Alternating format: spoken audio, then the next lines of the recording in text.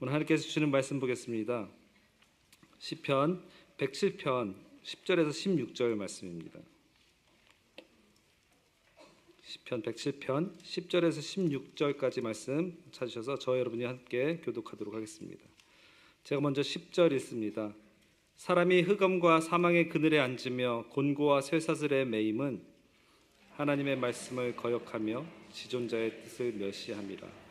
그러므로 그가 고통을 주어 그들의 마음을 겸손하게 하셨으니 그들이 엎드러져도 돕는 자가 없었도다. 이에 그들이 그 환난 중에 여호와께 부르짖음에 그들의 고통에서 구원하시되 흑암과 사망의 그늘에서 인도하여 내시고 그들의 얽어맨 줄을 끊으셨도다. 여호와의 인자하심과 인생에서 행하신 기적으로 말미암아 그를 찬송할지로다. 함께 읽습니다. 그가 논문을 깨뜨리시며 쇠 빗장을 꺾으셨음이로다. 아멘. 오늘 그가 논문을 깨뜨리시며라는 제목으로 박신 목사님 말씀 전해 주실 텐데요. 지난 2주간 우리 주일 강단 설교를 섬겨주시고 또 어제는 밤 늦게까지 오버타임까지 하시면서 저희 순장순모 개강 기도에 말씀과 강의와 또 기도 인도를 해주셔서 너무나 이제 은혜로운 시간이었습니다. 그리고 이제 목사님 내일 또 밴쿠버로 가셨다가 수요일 날 한국으로 또 가셔서 3개월 정도 또 한국에서 사역을 하시게 되십니다. 그래서 현역 때보다 더 정말 빡센 스케줄을 소화하고 계신데 우리 목사님을 위해서 꼭 기도해 주시기 바랍니다. 영육간에 강건하심으로 하나님께서 맡겨주신 사역 잘 감당하실 수 있도록 꼭 기도해 주실 거죠? 네, 기도해 주시기 바랍니다. 오늘 말씀을 기대하며 우리 목사님 모시도록 하겠습니다.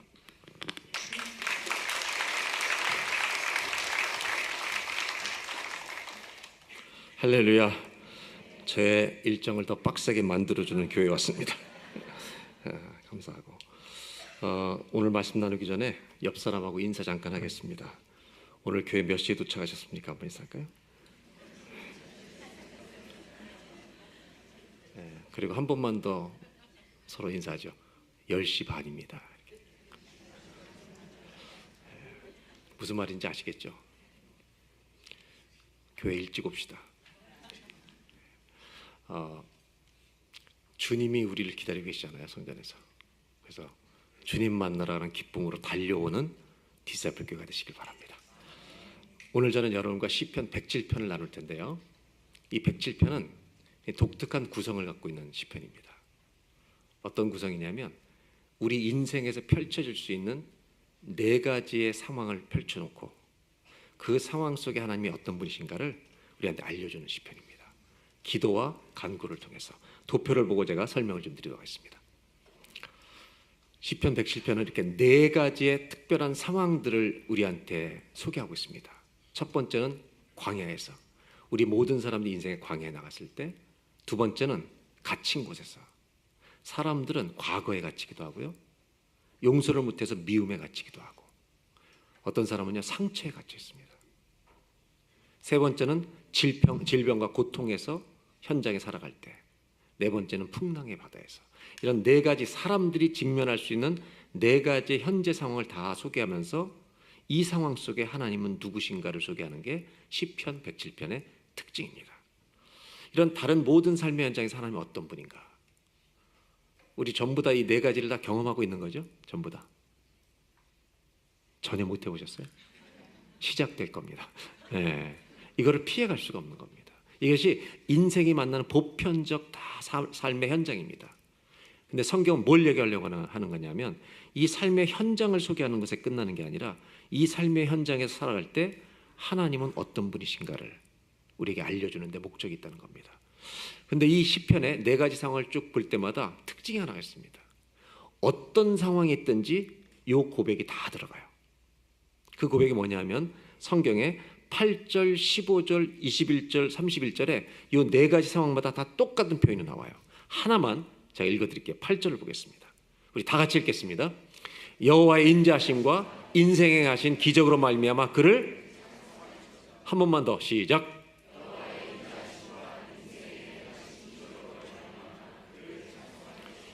제가 이 말씀을 다시 보여드렸는데 광야든지 갇힌 곳이든지 고통과 질병이든지 그 다음에 풍랑이는 바다에서 우리 모두는 어떤 고백을 할 수 있냐면 여호와의 인자하심과 인생에 행하신 기적으로 말미암아 그를 찬송할지로다. 우리가 어떤 환경에 처할지라도 우리는 주님을 찬송할 수 있는 사람들입니다. 그분이 누군지만 알면. 이것이 반복되는 이야기가 오늘 본문에 나온다는 겁니다. 그래서 시편의 주제는 여기 있어요. 하나님은 내가 어떤 상황에 처했을지라도 찬송받기에 합당하십니다. 아멘. 이런 믿음이 오늘 믿음의 선은 우리가 되시길 바랍니다. 사실은 힘들 때도 많죠. 어려운 인생의 여정을 통과해야 될 때가 있고, 저도 목회하면서 가장 가슴 아픈 일들이 어떤 때냐면 자녀들이 부모님보다 먼저 세상을 떠는 경우예요. 그런 장례식은 정말 슬픈 장례식을 우리가 하게 됩니다. 어떤 분들은 응답이 없다고 또 탄식하고 있고 하나님 원망할 수도 있습니다. 근데 이런 비극적인 상황들을 만날 때 저는 믿음으로 말하는 걸 좋아합니다. 믿음으로 말하는 걸 좋아해요. 믿음 없는 사람의 말이 아니라 하나님께 기도하고 하나님이 주신 믿음을 가지고 말하는 거죠. 뭐냐면 우리는요 죽을 때 최고의 기적을 경험해요. 부활의 몸으로 바뀌는 겁니다. 아멘 안 할 줄 알았는데 네. 우리가 죽을 때 부활에 참여하는 거예요. 아멘. 그래서 힘들고 억울해 보이는 죽음이라 할지라도 이런 정말 주님을 알면 찬송할 수 있는 거예요. 그래서 제가 지난주에 이 얘기를 드렸잖아요. 사람이 죽는 적정 연령이 몇 살인가? 잊어버렸죠? 90이에요? 80이에요?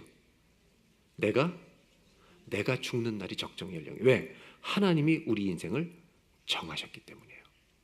아멘이죠? 내가 30세 살았다고 억울해할 거 없어요. 주님이 주신 계획 속에 멋지게 믿음으로 살다가 가는 거예요. 주님 앞에. 아멘. 그래서 여러분 하나님은 내가 어떤 상황이 있을지라도 그분이 누군지를 알면 주님을 찬송하게 될 줄로 믿습니다. 그래서 예레미야 9장 24절 25절에 이런 말씀이 있어요. 너희 중에 똑똑한 자가 있느냐? 똑똑한 거 지혜 자랑하지 마라. 용맹한 자가 있느냐? 힘 자랑하지 마라. 돈 많은 사람이 있냐? 돈 자랑하지 마라. 자랑한 자는 이것으로 자랑할지니 나 여호와 하나님을 아는 것을 자랑하라.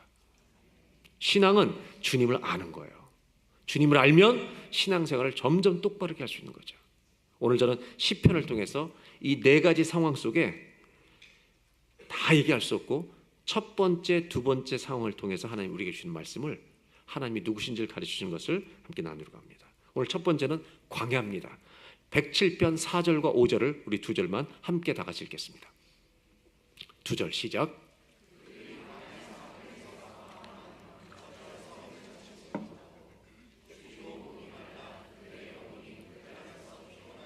광야는 어떤 곳이냐? 줄이고 목마르는 거예요. 우리 피곤하게 만드는 거예요. 광야에 가면 길이 보이질 않아요. 그래서 어떤 곳이냐면 내가 없는 것이 너무 많은 걸 발견하는 거예요.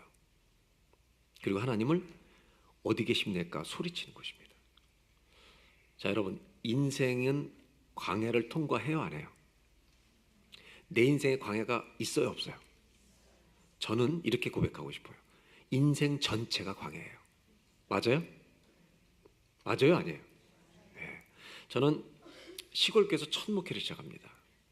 만 25세 군대에서 제대하고 신학대학을 졸업하고 군대를 갔다 오고 만 25세 제가 속한 교단은 담임 전도사를 해야 돼요. 목사 안수를 받으려면 3년 동안 담임 전도사를 해야 시험을 3년 동안 보고 인터뷰를 해야 다 통과돼야 시험 마치고 안수 자격이 주어져요. 근데 어느 교회가 전도사를 담임으로 맞이하겠어요? 전부 다 농촌 시골 교회로 갑니다. 저는 다행히 20여 명이 모이는 교회 시골 교회 갔어요. 원주와 횡성 사이에 강원도에 갔습니다.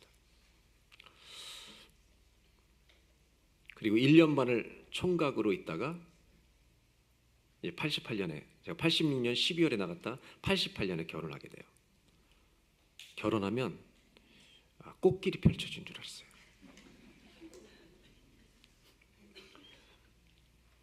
죄인 둘이 사니까 광야더라고요. 근데 이 죄인 둘이 살면 광야인데 우리 둘 사이에 주님이 오시면 천국이 되는 거예요. 아멘. 그러니까 저는 결혼하는 것도 광야를 가는 거구나. 굉장히 많은 분들이 공감하고 있어요 지금. 인생은 광야입니다.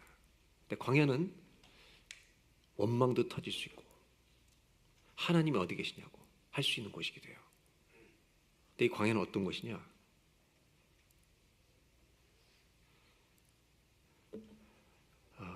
힘들기도 하지만 하나님이 가장 가까이 와 계신 곳이에요. 여러분, 자식들이 가장 아플 때 부모는 못 떠나는 거예요. 광야는 없는 게 너무 많다고 느끼는 곳이지만 거기서 주의 이름을 부르면 하나님이 달려와서 우리 곁을 떠나지 않는 곳이에요. 광야는 하나님을 얻는 곳이에요. 그래서 뭘 하냐? 광야에 가면 사람들은 힘드니까 부르짖는 거예요. 오늘 시편의 107편 6절을 보겠습니다. 다 같이 읽겠습니다.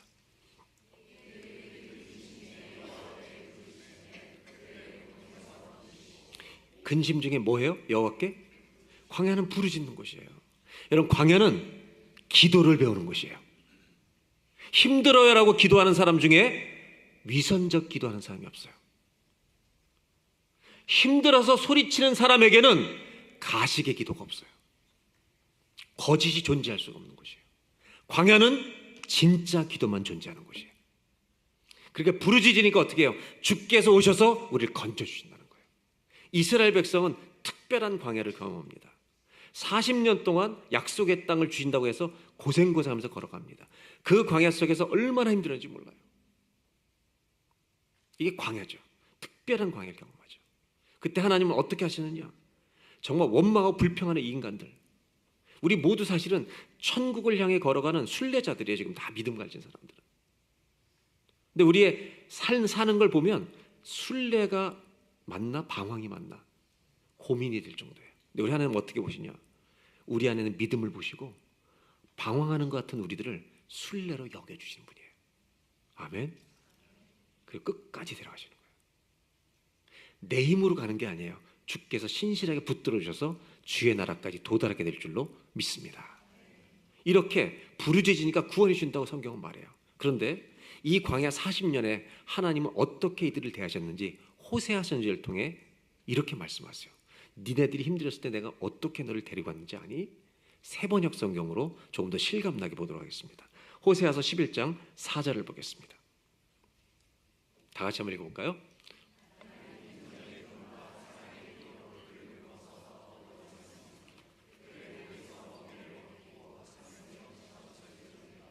우리 광야에서 지금 어떻게 했냐면 우리를 업어주셨다는 거예요.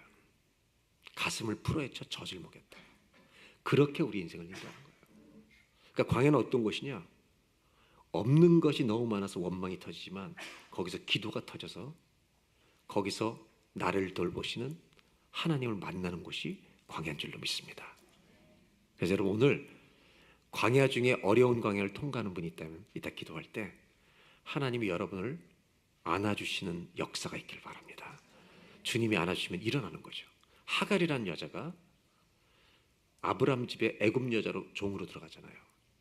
하나님이 아브라함에게 75세 때 후손을 주겠다고 약속하셨어요.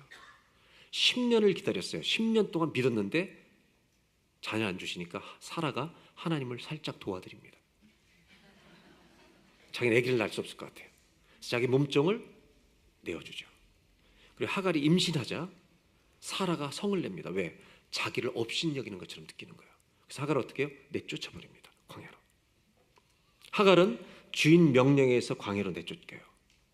그때 하나님이 하갈에게 오십니다. 정확하게 오세요. 그리고 뭐라고 말씀하시지 아세요? 나는 아브라함과 사라만 돌본 하나님이 아니라 너도 돌볼 거야. 그때 이 하갈이 이런 고백을 해요. You are the God who sees me. 나를 살피신 하나님을 내가 배웠다고 말합니다. 그러니까 광야는 어떤 곳이냐? 살아계신 하나님을 만나는 곳이에요. 아멘. 그 하나님을 만나길 바라요. 어떻게? 주께 부르짖으라 말미암아. 저는 1986년 12월에 9월에 군대에서 제대하고 12월에 강원도 원성군 소초면 장흥리 1020번째 단독 목회를 나갔습니다. 12월 21일 날 나갔어요. 그리고 대학원을 다닐 때라 페이퍼를 낼 게 있어서 컴퓨터로 낼 게 아니라 이제 손으로 써서 내는 거니까 서울로 올라갔다 내려온 거예요. 근데 사고가 난 겁니다. 첫 목회제 갔는데 내려왔는데 교회 사택이 교회 바로 밑에 있는데 저희 그 사택이 나무를 떼는 집이었어요. 근데 우리 여자 집사님 하나가 목사님네 전사님네 집에 혹시라도 불이 잘 때는지 애들은 성탄절 축하 발표 뭐 연습한다고 한 10대 명 아이들 되는데 계단에서 내려오다가 저녁이니까 얼음이 엉걸 모르고 미끄러져서 오른쪽 발목 골절상을 당한 거예요. 그리고 병원에 실려간 거죠.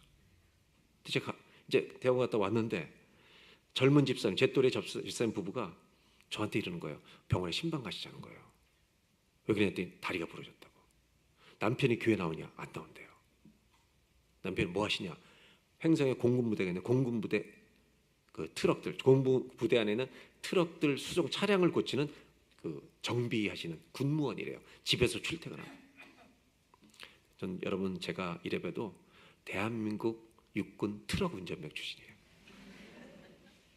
제가 3cm만 작았으면 못 가요. 트럭이 발이 안 돼, 브레이크가. 근데 할 수 없이 키가 커가지고 할 수 없이 끌려가가지고 트럭 운전병을 했어요. 제가 트럭 운전병을 해서 알아요. 여러분 수송부에서 정비하는 아저씨들 무서워요. 근데 교회를 안 다니는데 신방을 가야 된다는 거예요.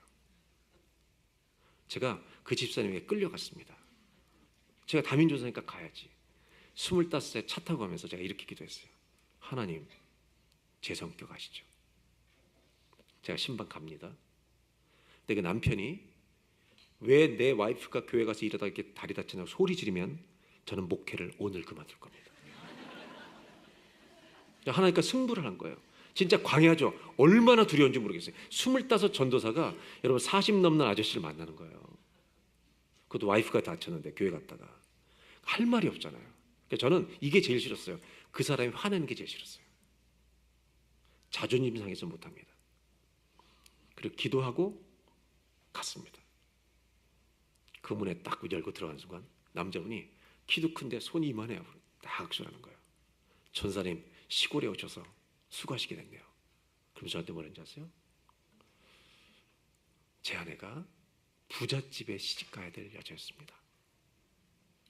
저한테 고생해서 와서 고생해서 하나님이 특별 휴가를 주셨습니다.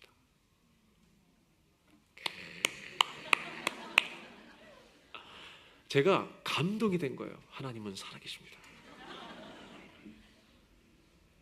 그래가지고 저는 천북계지에 주보에다가 매주 칼럼을 썼어요. 그때 첫 주일 예배 때 칼럼 쓴 게 뭔지 아세요? 내 평생에 받은 가장 소중한 크리스마스 선물. 물건이 아니라 그분을 통해서 하신 말씀이었다. 그리고 그분은 얼마 후부터 교회를 나오기 시작했어요. 간증할 게 너무 많은데 그 시골교회에서 저는 목회 반을 배웠어요. 광야에서 부르짖으면 하나님이 달려오세요. 우리 안아주세요. 제 월급이 15만 원이에요. 150불. 가난했지만 너무 기뻤어요. 왜 그런지 아세요? 주님이 살아계신 걸 체험했기 때문에. 광야는 어떤 곳이냐? 하나님이 달려오시는 거예요. 부르짖으면. 그리고 우리 안아주시는 거예요. 힘내. 내가 같이 가는 거야. 그래서 여러분 우리는 우리 인생에 가신 주님의 기적으로 말미암아 그를 찬송할 수 있는 거예요. 광야에서 주님 만나는 복이 있기를 바랍니다. 그 다음에 보시면 7절에 이런 말씀이 있습니다. 다 같이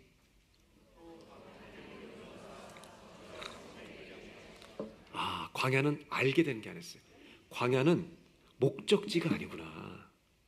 광야는 지나가는 통과하는 거예요. 목적지는 따로 있어요. 거주할 성읍에 이르게 하셨도다. 여러분 이스라엘 백성들에게는 40년 동안 한 세대가 가고 다음 세대가 약속의 땅에 들어가는 거예요. 그러니까 여기 거주할 성읍이란 말은 이스라엘 백성들에게 광야 생활했던 백성들에게는 약속의 땅이 거주할 성읍이에요. 그런데 성경이 말하는 건 뭐냐? 여기도 우리가 완전히 거할 처소는 아니라는 거예요.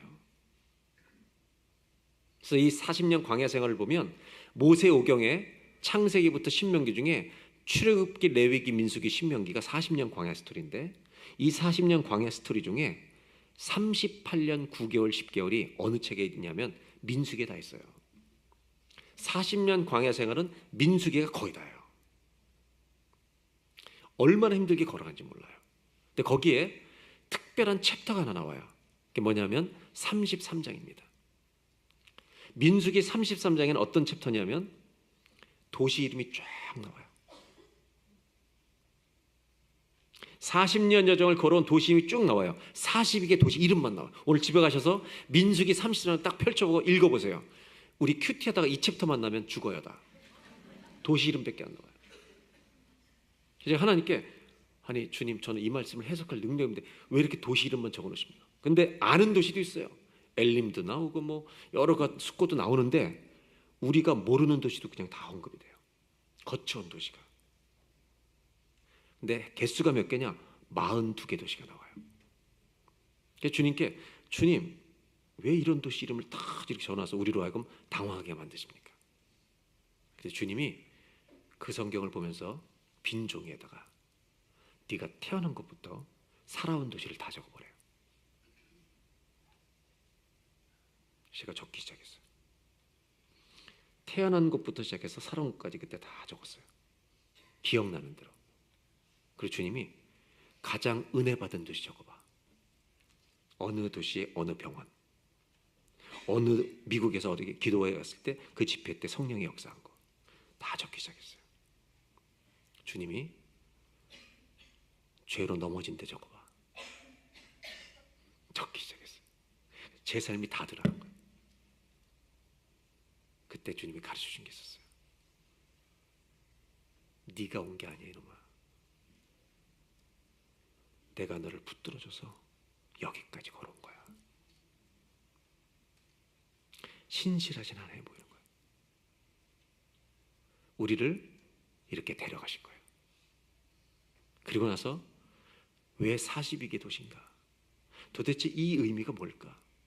이걸 고민하다가 우리가 해석이 안 될 때는 기독교 역사 속에 이 본문을 어떻게 해석해 왔는지 이 역사에 접속이 돼야 돼요. 액세스가 되면 이 본문을 해석할 수 있던 해석해 왔던 역사를 만나는 거예요.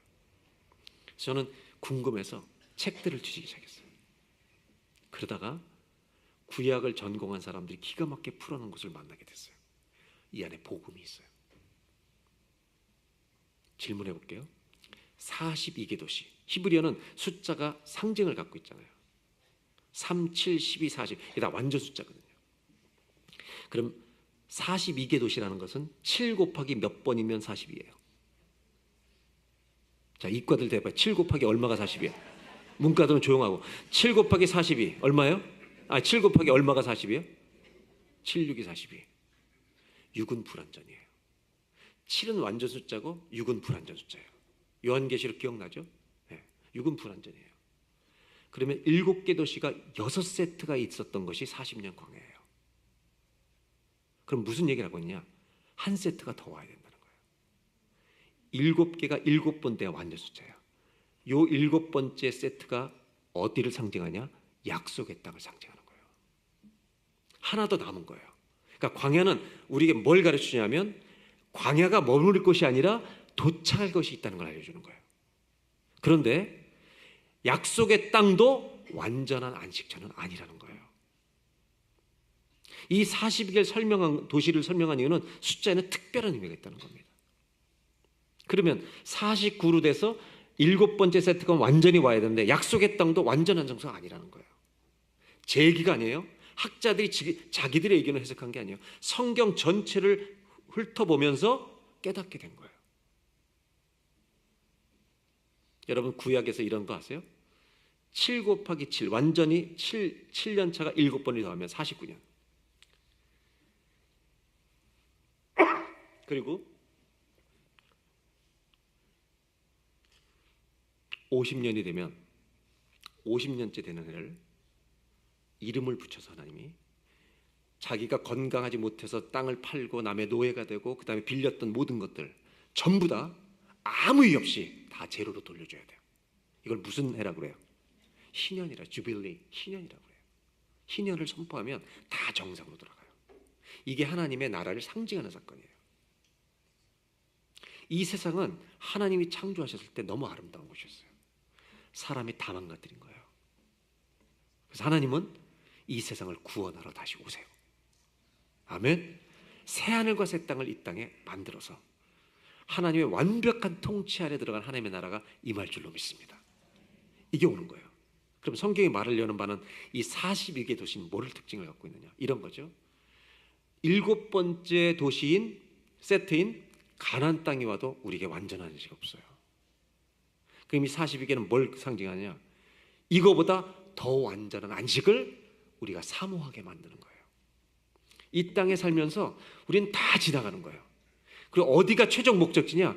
주의 나라가 우리의 완전한 안식처가 될 줄로 믿습니다. 이것을 어디서 말하고 있는가? 히브리서 11장에 이렇게 말하고 있습니다.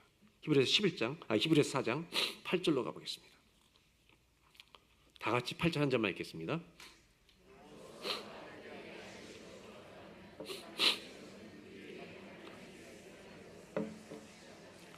가나안 땅이 최종 안식처라면 그 뒤에 진짜 안식이 온다는 얘기를 하나님이 하실 필요가 없다는 거예요. 근데 여호수아가 얘기했던 가나안 땅에 모세를 뒤에서 갔지만 가나안 땅이 하나님이 주고자 하는 영원한 안식이 아니었어요. 여러분, 가나안 땅은 천국 아니에요. 그래서 9절에 이렇게 말합니다. 그러니 하나님의 백성에게는 안식하는 일이 완성됐다, 아직 남아있다. 히브리서는 이렇게 구약을 해석하는 거예요. 약속의 땅에 들어간 게 최종 목적지가 아니라는 거예요.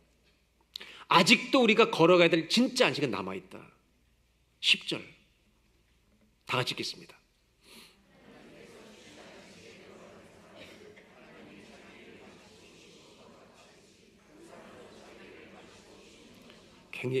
이게 굉장히 신학적인 구절입니다. 하나님께서 주실 안식에 들어가는 사람은, 약속의 땅이 아니라 하나님이 진짜 안식에 들어가는 사람은 하나님이 자기를 마치고 쉬신 것과 같이, 지금 하나님이 자기를 마치고 쉬신 게 언제를 얘기하시는 거예요? 창세기예요. 6일을 창조하시고 제7일에 안식했잖아요. 그 사람도 자기가 할 일이 더 이상 없이 쉴 수 있는 상태가 안식인 거예요. 그러니까 광야는 어떤 곳이냐? 쉴 곳을 그리워하는 거예요. 여러분, 성경에 창조의 안식이라는 개념, 하나님이 쓴 안식이라는 개념은 6일 동안 일하시고 7일 날 쉬었다. 안식이라는 신학적 의미는 뭐냐면 하나님이 손대실 것이 하나도 없는 상태를 안식이라고 그러는 거예요. 그게 진짜 안식이에요. 근데 이 땅에 이런 안식이 있어요, 없어요? 없어요. 오늘 42개 도시를 통해서 우리에게 보여주는 게 뭐냐면 6번의 세트가 와서, 불완전한 세트가 와서 7번째 세트가 가나안 땅에 온다 해도 아직은 안식이 아니라는 거예요. 우리 안식은 언제 오냐? 이 모든 역사를 뒤집어서 죄와 악을 다 통치하시고 하나님의 통치 아래 모든 백성들이 즐겁게 살게 되는, 하나님이 더 이상 손쓸 것이 하나도 없는 상태, 우리가 사자들과 어울려서 친구가 되는 이런 아름다운 천국의 완성이 될 때 우리가 안식을 누린다는 거예요. 그러니까 광야는 어떤 곳이냐? 이런 곳이에요. 하나님의 나라를, 영원한 나라를 그리워하게 하는 곳이 광야인 거예요. 그래서 여러분, 힘들 때마다 우리에게는 뭐가 오고 있다? 하나님의 나라가 오고 있다. 영원한 안식 기다리고 있다. 그날까지 믿음 잘 지키면서 순례의 길을 걸어가는 저와 여러분 되시기를 주의 이름으로 축복합니다. 그래서 광야는 뭘 가르치냐면 이곳이 살 곳이 아니다, 지나가는 곳이다. 맞습니까? 여러분, 광야를 통과하면서 참된 안식이 오고 있다는 것을 기억하며 광야에서 영원한 나라를 바라보는 저와 여러분 되시기를 주의 이름으로 축복합니다. 그래서 C.S. 루이스는 이런 말을 하죠. 인간이 아무리 많은 것을 가져도 욕망이 채워지지 않는다는 거예요. 우리에게 80대신 분들하고 이렇게 질문해봐요. 이제 돈 버는데 별로 관심이 없죠. 그랬더니 눈을 부릅뜨고 뭔 얘기 하시냐고.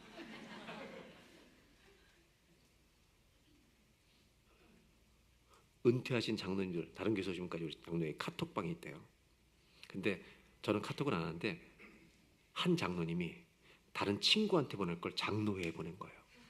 근데 내용이 뭔지 아세요? 야, 주식 올랐다. 그분 연령이 84세. 제가 물어봤어요. 진짜 욕망 없어지냐? 죽을 때까지 벌고 싶대요. C.S. 루이스는 이런 말을 해요. 아무리 많은 것을 가져도 욕망이 채워지지 않는다는 거, 인간은. 그 이유는 우리가 이 땅에서 오지 않았기 때문이라는 거예요. 우린 주님으로부터 왔기 때문에 주님께 가야만 넘치는 거예요. 아멘. 광야에서 여러분 하나님의 안식을 기대하며 살아가는 이 수고가 끝나는 날 주의 나라에서 쉬게 될 것입니다. 참된 안식에 들어갈 줄로 믿습니다. 우리 젊은 집사님들이 이런 얘기를 해요, 저한테. 저는 천국은 사모하는데 지금 가고 싶진 않대요. 제가 정상이라고 그랬어요. 네가 30대인데 나 지금 달려가고 싶다 그러면 너 큰 문제야. 너 정신병 가야 돼. 그러면서 이런 얘기해요. 목사님, 근데 천국에 혹시 게임이 있을까요? 그래서 나도 모르지만 상상할 수 없는 재밌는 게임이 다 있을 거예요. God is creator. 그래서 너무 많은 걸 만들어 놓으셨을 거라고. 걱정하지 말라고. 비교가 안 돼. 다 보여주면 너희 심장마비로 죽어. 그래서 저는 이렇게 교인들하고 우리 천국 가면 다방구 좀 합시다, 오랜만에. 다방구. 이거 뭐 젊은 사람 모르잖아요. 오징어 가이센. 응? 그 다음에 땅 따먹기, 딱지치기. 안식할 겁니다. 광야를 통과하면서 안식을 사모하는 저와 여러분 되시길 바랍니다. 두 번째는 갇힌 것에 대한 얘기를 합니다. 10절과 11절을 다 같이 읽겠습니다. 모든 사람이 묶여 있는 곳이 있는데 두 절을 다 같이 읽겠습니다. 시작.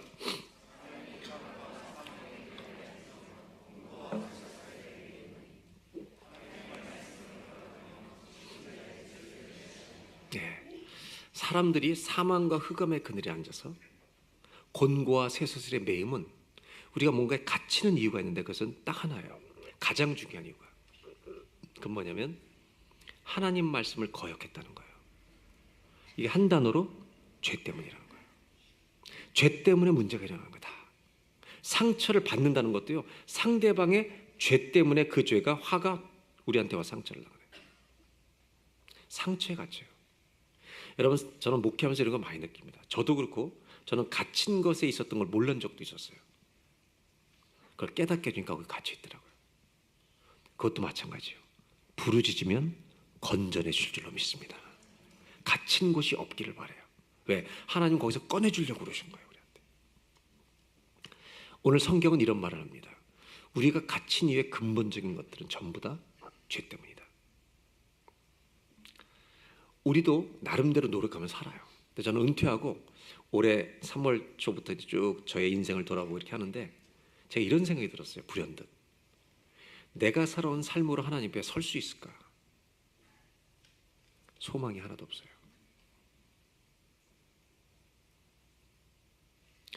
우리에게 소망이 없다는 걸 점점 깨닫는 것 같아요. 이 세상에서는 죄를 지면 처벌이 있습니다. 근데 안 들키면 처벌이 없어요. 여기 70마일 하이웨이가 있잖아요. 몇 마일 달려요, 여러분들? 얘기 좀 해보라고. 몇 마일 달려요? 예? 제가 미국 와서 운전하다 놀란 게 밴쿠버 촌사람이 완전히 엄청 달려, 이 나라 사람들. 내가 와, 어썸 드라이버. 진짜 빨리 달리더라고요. 그리고 천천히 가면 그냥 밀어붙이고 그 스피드에 맞춰가는 거예요. 근데 여러분, 경찰이 있으면 어떻게 해요? 바로 줄여. 130, 40 다니는 놈들이 바로 줄여. 왜? 벌금 낼까 봐. 걸리면 처벌당하는 거예요. 우리는 걸리지 않은 죄가 많아요. 괜찮은 줄 알아요. 우리가 솔직히 말할게. 가장 많이 갇혀있는 죄, 말 안 하는 게 뭔지 아세요? 내가 저질러 놓은 돌이킬 수 없는 죄들이에요. 여기에 다 갇혀있어요, 우리는. 벗어날 수 없어요, 이거는. 처벌 받는 게 더 시원해요, 속이. 제 아내는 이제 수송부의 아내잖아요. 저는 트럭 운전병 출신이에요. 트럭 운전병. 근데 스피드 티켓을 가끔 떼와요. 왜냐하면 달리다가 계기판을 볼 시간이 없는 거예요. 얼마나 달리는지 몰랐어요. 티켓 딱 띄는 순간 열받아갖고 들어와요. 이게 떴다고. 제가 빨리 돈을 내줘버려요. 그리고 잊어버리라고. 자유케더라고. 그 돈인데 자기 돈이 안 내면 기뻐요. 질문해 볼 테니까 잘 들어보세요. 죄가 발견돼서 감옥에 한 달이든 1년을 갔다 올 수 있어요. 감옥에 갔다 온 사람을 세 글자로 뭐라 불러요? 감옥에 갔다 온 사람을 뭐라 불러요, 여러분? 전과자라고 불러요. 전과범. 전과자라고 부르죠. 감옥을 3번 갔다 오면 전과 몇 범이에요? 네? 3범. 전과 3범이라고 불러요. 오늘 제가 여러분들하고 나누려는 중요한 얘기가 여기 있어요. 저와 여러분들 하나님 앞에 우리가 전과 몇 범인 거예요? 솔직하게 생각해 보라고요. 하나님 앞에 지은 죄의 전과로 전과 몇 범쯤 되겠냐고요. 그걸 숫자로 쓸 수 있으면 더 나쁜 놈이에요. 있어요, 없어요, 헤레스가? 우리가 전과 몇 범인지 알아야 돼요. 소망이 없어요. 왜 사망과 흑암의 그늘에 있다고 얘기하는지 아세요? 하나님의 공의 앞에 다 사망의 감옥에서 벗어날 자가 없어요.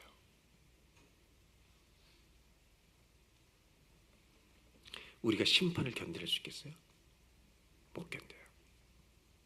근데 놀랍게도 이 4가지 상황에서 아까 주님을 찬송한다는 구절이 다 나왔잖아요. 욥과 똑같이 똑같은 구절이 또 다른 4개가 있어요. 그게 뭐냐면 부르짖음에 건지신다는 거예요. 할렐루야. 부르짖으면 건져주시는 거예요. 한번 보겠습니다. 6절입니다. 다 같이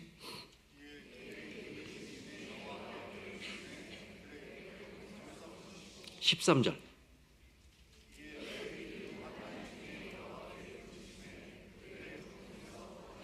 (19절)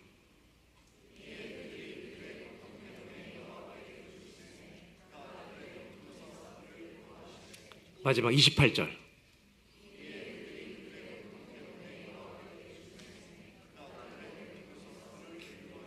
전부 다 똑같잖아요.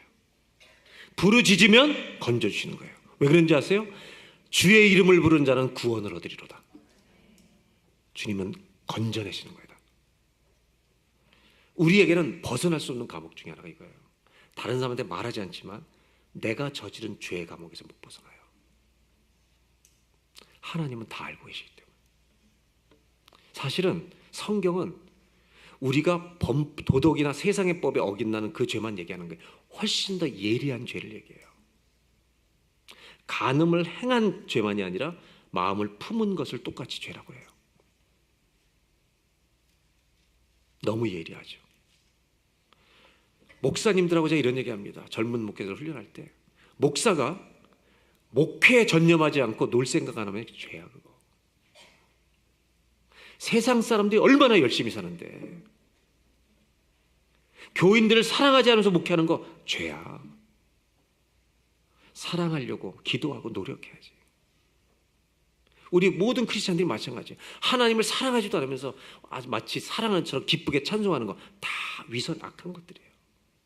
저는 우리 교회한테 이렇게 찬송 부르고 싶지 않으면 부르지 마. 그게 솔직한 거야. 그게 나아. 더 부르지 말라고. 믿음 좋은 척하고 부르지 마. 기도해야죠. 주님을 더 알고 기쁨으로 찬송할 수 있게 해달라고 기도해야지. 그래야 진짜 믿음을 갖는 거죠. 이 죄를 어떻게 할 거냐는 거예요. 하나님 앞에 내가 도대체 전과 몇 범일까?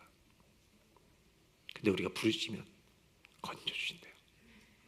할렐루야. 13절을 보겠습니다.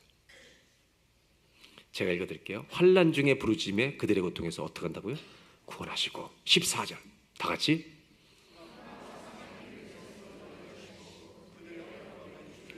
다시 한번 흑암과 사망의 그늘에서 인도하여 내시고 그들의 얽어맨 줄을 끊으셨도다. 아멘.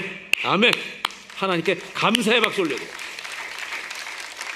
흑암과 사망에 놔두지 않고 부르짖는 자에게 달려와서 다 꺼내주시는 거예요. 주님은 억울하고 눌린 자들을 그 모든 갇힌 데서 우리를 풀어주려고 오신 거예요. 다 이렇게 하시는 거예요. 부르짖으면 건져내시는 거예요. 15절 다 같이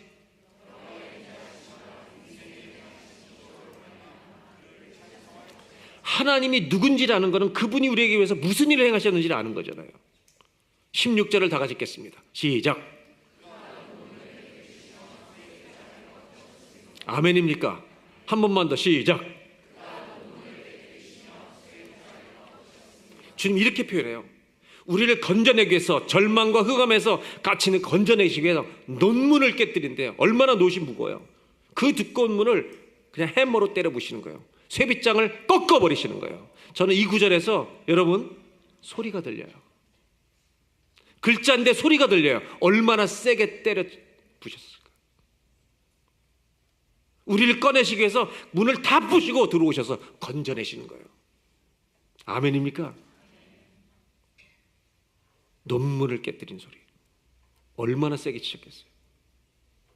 근데 이것은 이 구절은 논문을 깨뜨리고 쇠빗장을 꺾으시는 소리가 들리는데 이 소리보다 더 큰 소리가 이 안에 감추어져 있어요.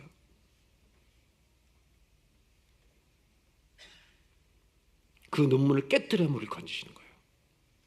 그냥 깨뜨리신 게 아니라 이 논문 깨지는 소리 뒤에 한 분이 죽어가시는 소리가 들리는 거예요. 십자가에 못 박혀 망치로 손과 발을 때리는 누군가 죽는 소리가 여기 있는 거예요. 우리는 그냥 구원받는 게 아니에요. 그분이 죽으셔서 우리가 구원받는 거예요. 이것을 아는 것을 복음이라고 하는 거예요. 내가 저절로 사는 게 아니에요. 값없이 구원받는 게 아니에요. 논문을 깨지는 이 소리 뒤에 우리 예수님의 몸이 깨어지는 소리가 여기 있는 거예요. 우리를 살리시기 위해.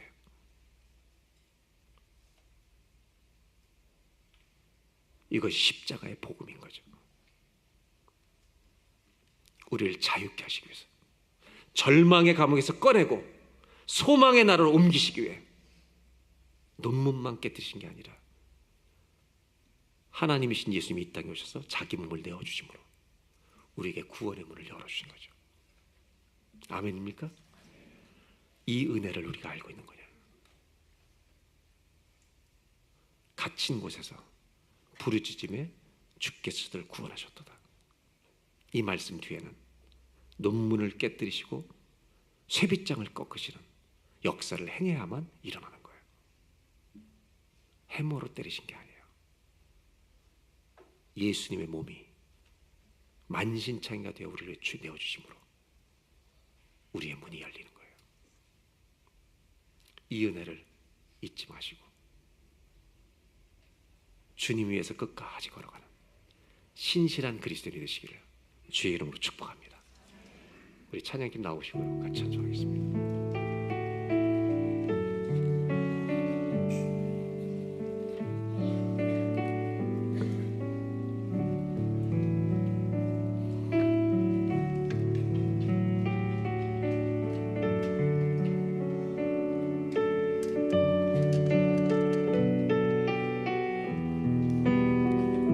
이 현 땅에는 전 세계에 십자가 못 박히는 소리를 못 듣는 사람은 없습니다. 그 소리가 울려 퍼지기 때문에 이 세상은 구원될 것입니다. 다 같이 찬송하겠습니다.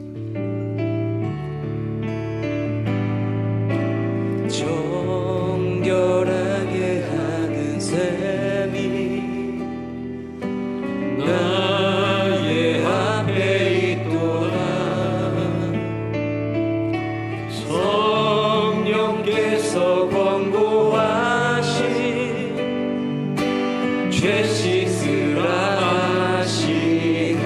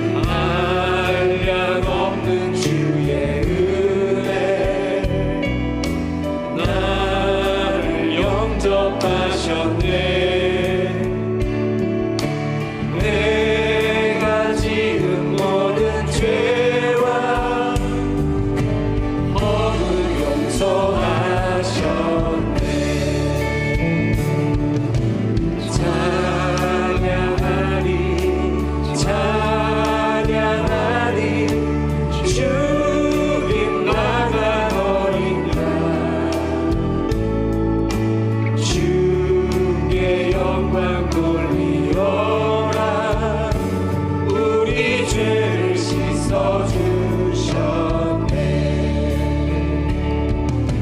성부 하나님께 영광, 성자 예수께 영광, 성령님께 또한 영광 모두 돌려드리세.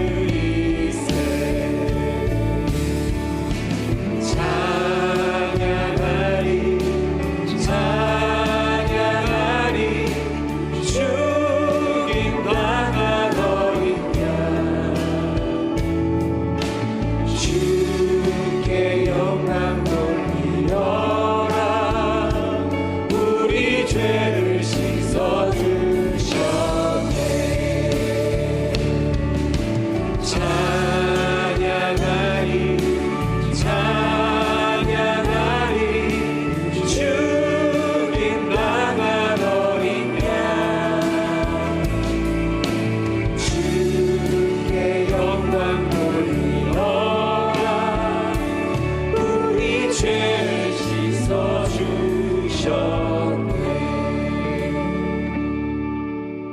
오늘 성경에는 우리가 갇혀 있는 논문을 마구 깨뜨리시는, 쇠빗장을 끊어버리시는 하나님의 역사가 소개됩니다.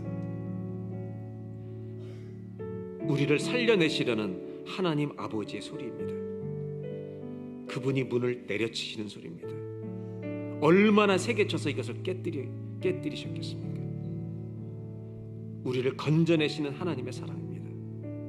그곳에 갇혀 살지 말라고 강력하게 부수어 버리십니다. 그런데 이 논문 소리 뒤에 한 분이 죽어가시는 소리가 겹쳐서 들립니다. 우리를 자유케 하시기 위해, 우리의 모든 죄값을 감당하시기 위해 누군가 못에 박혀 죽임당하는 소리가 들립니다. 예수님이 거기에서 돌아가셨기에 우리에게 사는 길이 열린 줄로 믿습니다. 이것이 십자가의 복음입니다. 나만 살리는 복음이 아니라 나를 새롭게 하는 복음입니다. 오늘 이 시간 다 같이 2, 3분만 합심해서 기도할 때 이런 은혜의 문을 열어주셔서 감사합니다. 하나님, 이 은혜를 잊지 않겠습니다. 가슴 속에 예수님의 십자가 사랑을 내 심장에 새기고 살아가겠습니다. 하나님, 주의 몸을 내어주심으로 우리를 자유케 하신 주님을 찬송합니다. 넘어질 때가 있을지라도 또 일어나서 하나님을 향해 달려가는 그런 믿음의 성도가 될 수 있도록 주여 저를 붙들어 주시옵소서. 천국 가는 구원만이 아니라 이 땅에서 하나님의 말씀대로 살려가려고 노력하고 최선 다하는 한 사람의 그리스도인이 되고 싶습니다. 주여 도와주시옵소서. 우리 다 같이 십자가에 대해 감사하며, 하나님 감사합니다. 믿음의 길을 끝까지 걸어가 주의 나라에 서게 하여 주시옵소서. 우리 다 같이 한번 합심하여 기도하겠습니다. 하나님 아버지 감사합니다. 논문을 깨뜨리시며 쇠빗장을 꺾으셨음이로다. 하나님, 우리는 갇힌 자였습니다. 하나님의 공의 앞에 진노와 저주와 죽음과 흑암과 사망에 갇혀있는 자들이었습니다. 그런데 우리가 주께 부르짖을 때 주여 우리를 살려달라고, 우리에게 소망이 없다고 그 앞에 달려나올 때 하나님은 논문을 깨뜨리시며 쇠빗장을 꺾어 그 문을 열고 우리를 절망에서 소망의 나라로 옮겨주실 줄 믿습니다. 주의 이름을 부르는 자는 구원을 얻으리로다. 이 말씀을 청성케 하시기 위해 하나님은 문들을 깨뜨려 부숴버리십니다. 우리를 살려내십니다. 그런데 하나님, 이 논문 소리 뒤에 우리 예수님이 십자가에 못 박힘을 당하는 소리가 있다는 것을 알게 하여 주시기 바랍니다. 그분이 죽임당하시는 소리가 있습니다.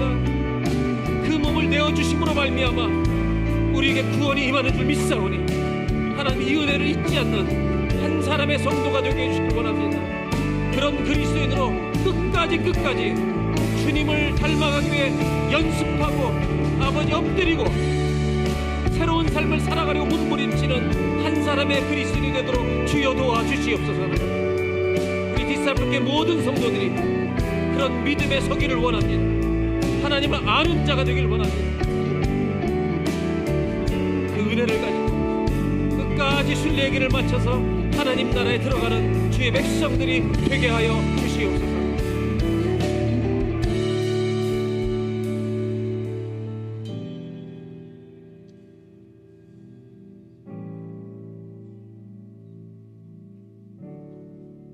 하나님, 우리에게 살피면 살필수록 소망이 없습니다. 구원의 가능성이 제로입니다. 우리가 할 수 있는 것은 주님을 찾는 것밖에 없습니다. 흑암과 사망의 그늘에 갇혀 있는 우리들에게 부르짖으면, 주의 이름을 부르면 달려와 주서 그가 논문을 깨뜨리시며 쇠빗장을 꺾어 주실 줄로 믿습니다. 그 절망의 감옥에서 우리를 건져내신 줄로 믿습니다. 그냥 부수시는 것이 아니라 예수님을 내어주심으로, 못 박힘을 당하게 하심으로, 주여 어찌하여 나를 버리시나이까 그 절규를 소리치며 주님이 죽어가심으로 우리를 살려 주신 줄로 믿습니다.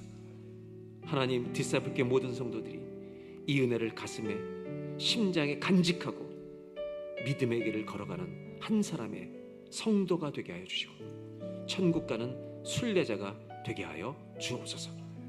다시 오실 오직 한 분 우리 구주 예수 그리스도의 이름으로 기도합니다. 우리 다 일어나셔서 마지막 찬양 올려드리겠습니다.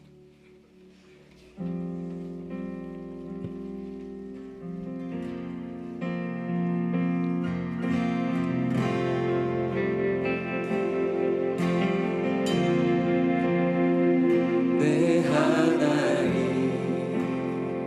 서신 말 앞에 무릎 꿇고 경배하리. 큰 권능과 영광이 가득한 내 아버지 계신 이곳